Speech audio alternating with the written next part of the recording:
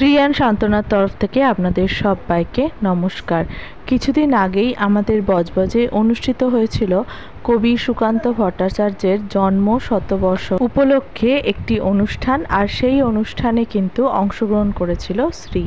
আজকে সেই অনুষ্ঠানের কিছু কিছু ঝলক আপনাদের সামনে তুলে ধরছি, তার সাথে শ্রীয়ের আবৃত্তি সম্পূর্ণটাই আপনাদের সামনে তুলে ধরছি। দেখতে থাকুন পুরো ভিডিওটা, আশা করি আপনাদের বেশ ভালো লাগবে।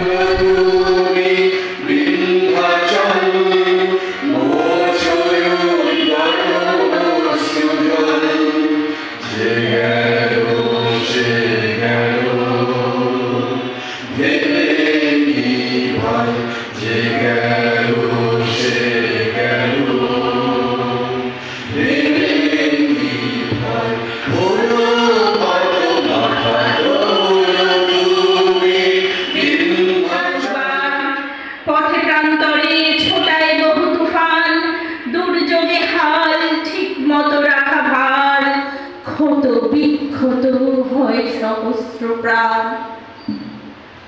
18 বছর বয়সে আঘাত আসে অবিশ্রান্ত, একে একে হয় জড় এ বয়স কালো লক্ষ্য দীর্ঘশ্বাসে, এ বয়স কাঁপে বেদনায় থর থর। ধনপতি পাল তিনি জমিদার মস্ত, সূর্য রাজ্যে তার যায় না অস্ত। তার উপর ফুলে ওঠে কারখানা ব্যাংকে, আয় তলে হারালে মোটা খোলা ব্যাংকে। সবার হুজুর তিনি সকলের কর্তা, হাজার সেলাম পাল দিনে গড় কর্তা। সদাই পাহারা দেয় বাইরে সেপাই তার, কাজ নেই। আমরা স্মরণ করছি এমন একটা সময় যখন আমাদের মেরুদণ্ড বেঁকে গেছে, এমন একটা সময়ে যখন আমরা সত্য এবং মিথ্যেকে গুলিয়ে ফেলেছি, এমন একটা সময় যখন ওরা বন্ধের মধ্যে দাঁড়িয়েও আমরা ইলিশ উৎসবে মেতে যেতে পারছি। এমনতর একটি অমানবিক, এমনতর একটি পৈশাচিক, এমনতর একটি পণ্যবাদী ঘোরের সময়ে আমরা সুকান্ত ভট্টাচার্যকে স্মরণ করবার জন্য একত্রিত হয়েছি। তবু আজ যতক্ষণ দেহে আছে প্রাণ, প্রাণপণে পৃথিবীর সরাবো জঞ্জাল। এই বিশ্বকে এই শিশুর বাসযোগ্য করে যাব আমি, নবজাতকের কাছে এ আমার দৃঢ় অঙ্গীকার। অবশেষে নমস্কার। কবিতা একটি মোরগের কাহিনী, কবি সুকান্ত ভট্টাচার্য। একটি মোরগ হঠাৎ আশ্রয় পেয়ে গেল বিরাট প্রাসাদের ছোট্ট এক কোণে। ভাঙা প্যাকিং বাক্সের গাদায় আরো 2-3টি মুরগির সঙ্গে। আশ্রয় যদিও মিলল, উপযুক্ত আহার মিলল না। সুতীক্ষ্ণ চিৎকারে প্রতিবাদ জানিয়ে গলা ফাটালো সেই মোরগ ভোর থেকে সন্ধে পর্যন্ত। তবু সহানুভূতি জানালো না সেই বিরাট শক্ত ইমারত। তারপর শুরু হলো তার আস্থা করে আনাগোনা। আশ্চর্য, সেখানে প্রতিদিন মিলতে লাগলো ফেলে দেওয়া ভাত, রুটি, চমৎকার প্রচুর খাবার। তারপর একসময় আস্থা করেও এলো অংশীদার, ময়লা ছেঁড়া ন্যাকড়া পড়া 2-3টে মানুষ। কাজেই দুর্বলতর মোরগের খাবার গেল বন্ধ হয়ে। খাবার খাবার, খানিকটা খাবার। অসহায় মোরগ খাবারের সন্ধানে বারবার চেষ্টা করলো প্রাসাদে ঢুকতে। প্রত্যেকবারই তারা খেল প্রচণ্ড। ছোট্ট মোড়ক ঘাড় উঁচু করে স্বপ্ন দেখে প্রাসাদের ভেতর রাশি রাশি খাবার।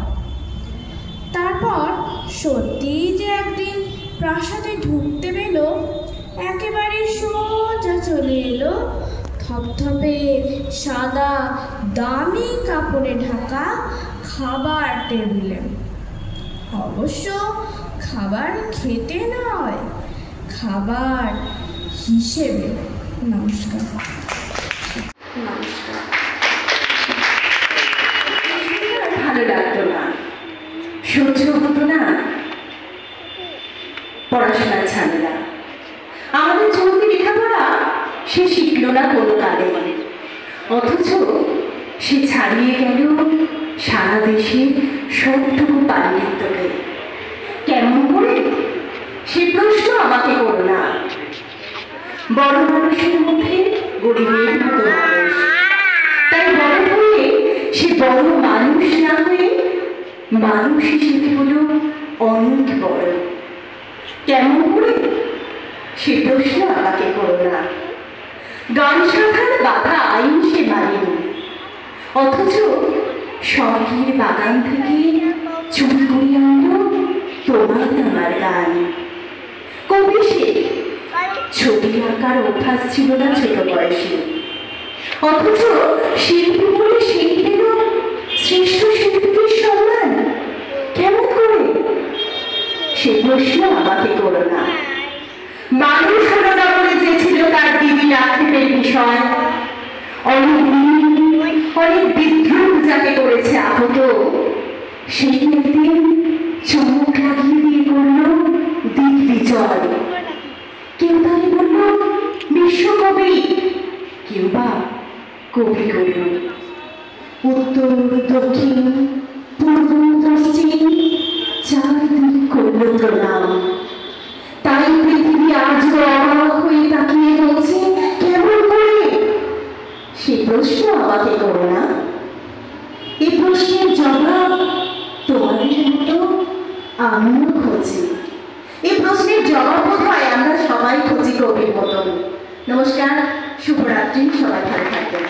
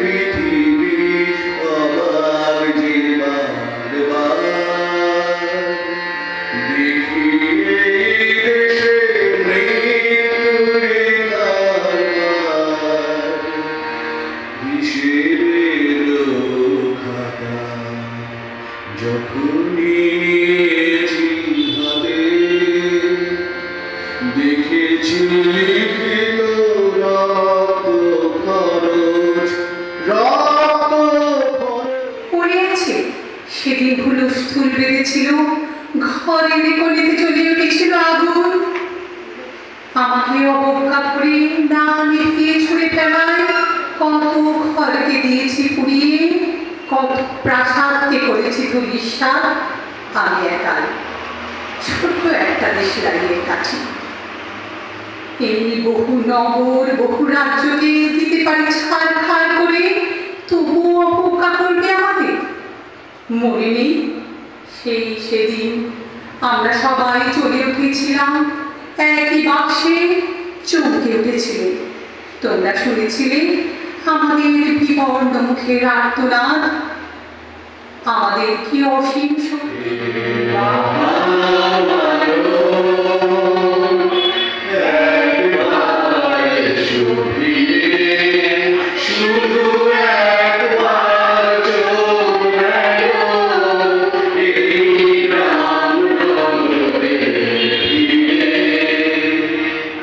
রে